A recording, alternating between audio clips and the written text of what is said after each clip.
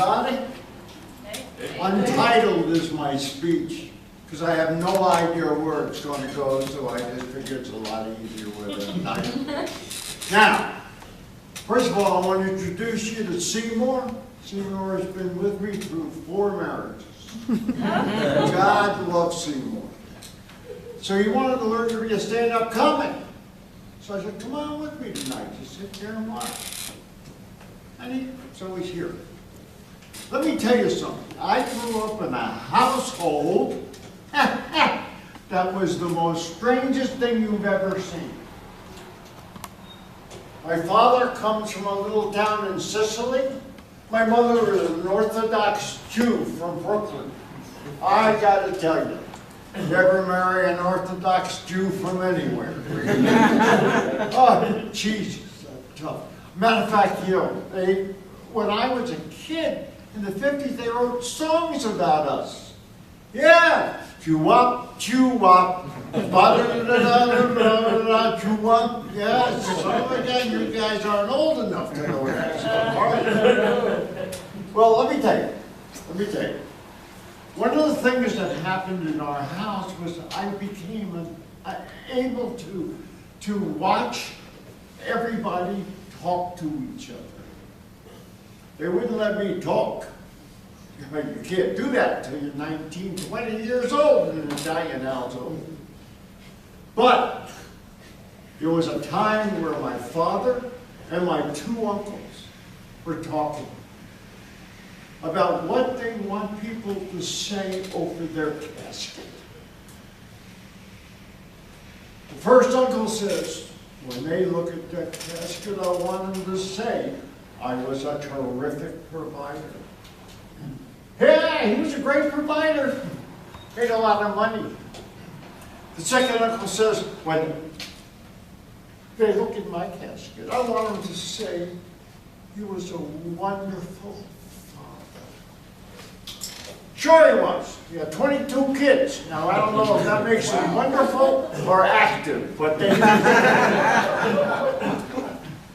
My father, God's Italian guy, he stands up and says to everybody, what are you, crazy?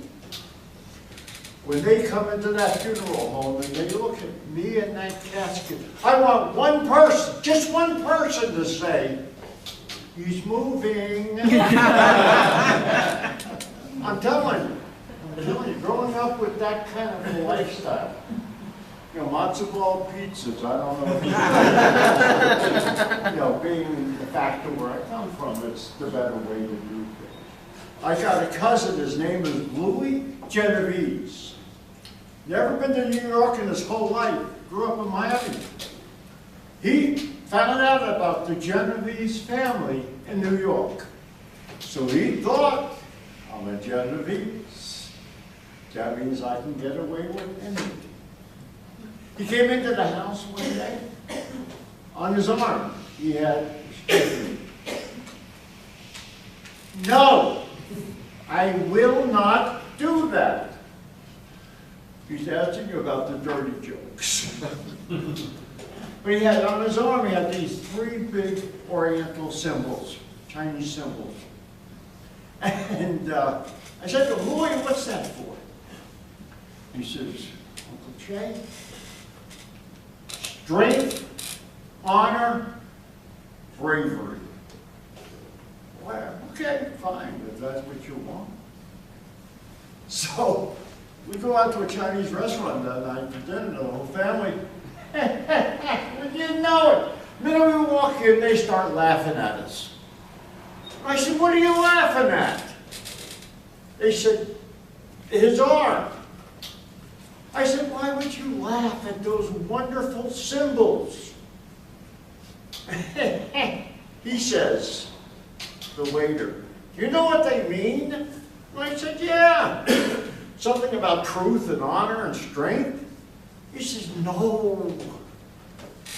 They mean the bathroom is out of order. You know, that's the kind. Well, my cousin, what does he know? He thought he was a Genovese. He thought he was going to make it all happen. You know, some of the humor I used to get came not from only the family, but the family's clergy. You know, there was a priest. One of my uncles was telling me he ran into this priest at the track. And he watched this priest. And this priest went ahead and said, goes over to a horse.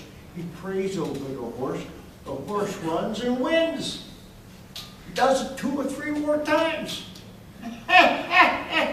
My smart uncle.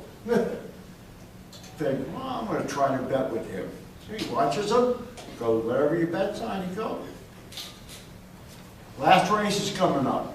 My uncle goes to the ATM, takes everything he had out of the bank, watches the priest. The priest is talking to 101 long spot. My uncle right away ran over, put the money on the 100 to 1 long spot. And son of a thing, the horse broke down before it got out of the gates. So, he goes over to my uncle and he says, so that's new, what happened to the horse? All night long you're winning. I bet everything I had on this horse. And it loses. He says, son, you're not a Catholic, are you? He says, no, I'm Jewish. See, that's the problem. You don't know the difference between blessing and a last rites. Really, it's very difficult. You know, I've been married 4 times. The wife I got now is a wonderful woman. We'll be together forever. At this point, what am I going to do? You know, I'm in a wheelchair. I got no money. So, you know, what can I tell you? But the important thing is that she tells me all of my past wives were punishment for not marrying her in the first place. I gotta tell you something. I can go on for hours about my family and the nuts that they are, because I really love the nuts. Thank you all.